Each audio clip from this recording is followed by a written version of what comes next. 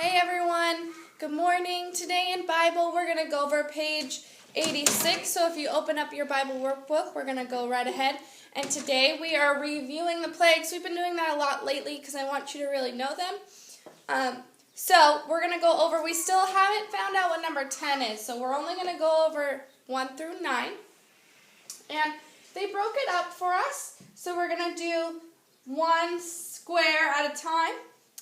And you should know them by now, so this shouldn't be too tricky, but we'll go through it together. So, what we're going to do is we're going to match the answer over here with the sentence it's supposed to complete over here. So, the water, if you remember the first one, the water was changed to something. If you remember, the water was changed to blood. Changed to blood, that's C. So we're going to put C here. The land was covered, well, the land was covered with a few different things, but the second plague, the land was covered with the frogs. The frogs came up and covered the land, so that's A. We're going to use A. The dust of the earth, hopefully you remember this one. I also did quiz you on it earlier this week. The dust of the earth came up and turned into bugs. B. Swarms, well, I know swarms didn't die. Swarms of flies covered the land. That sounds right. We're going to go with E. And then the last one, the Egyptians' cattle. My last answer is died. The cattle died.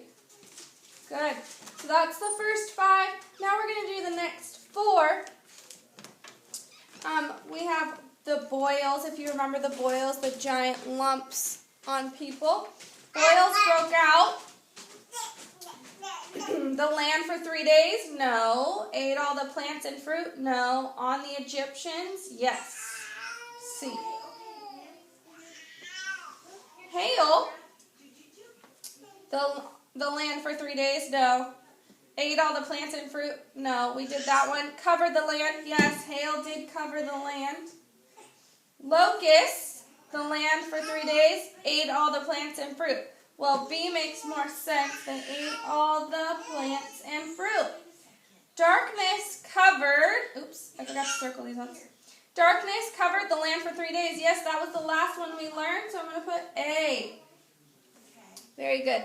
So, the next section is a question, and it says, some of the things affected by the plagues were things the Egyptians worshipped. What do you think some of these things were? Well, if we think through all of the plagues and what things were affected, the first one, the water changed to blood, so the water was affected. The Egyptians probably worshipped the water, and God said, no, you don't need to worship that. You need to worship me. That's not a god.